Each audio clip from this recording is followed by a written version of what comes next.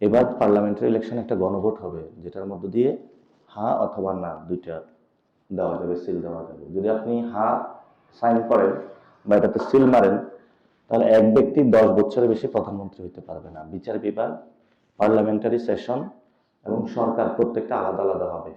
এখন যে ব্যবস্থা রয়েছে একজনে সবকিছু চালায়, তখন হলো কয়েকজন ব্যক্তি চালাবে, একজনে যদি ভুল করে আরেকজনে ধরতে পারবে, আরেকজনে ভুল করলে আরেকজনে দেখতে পারবে, সমাজে চেক অ্যান্ড ব্যালেন্স থাকবে। এটাও কিন্তু এই ইলেকশন হতে যাচ্ছে। তো এই ইলেকশনটা অনেক জরুরি বাংলাদেশের পরিবর্তনের জন্য। আর এই পরিবর্তনটা কিন্তু যারা শহীদ হয়েছেন তাদের আকাঙ্ক্ষা ছিল। যে একজন সবজি বিক্রেতা বলেছিল যে আমার পকেটে টাকা নাই, তাহলে পরিবর্তনটা আমার লাগবে, যাতে হলে আমার বাচ্চা ভালো পড়াশোনা করতে পারে। এটা যদি আমরা সামাজিকভাবে বৈষম্য দূর করে সামনের জায়গাটা ইলেকশনে সংস্কারের মধ্যে নিয়ে আসতে পারি, তাহলে আমাদের দেশের সার্বভৌমত্ব, মানুষের জীবনযাত্রা, তারপরে হলো সব জায়গায় আমাদের একটা পরিবর্তন আসবে। তা আশা করি আপনারা সে পরিবর্তনের যাত্রা অংশ নিয়ে হ্যাঁ ভোটে সিল মারবেন। ইনশাআল্লাহ।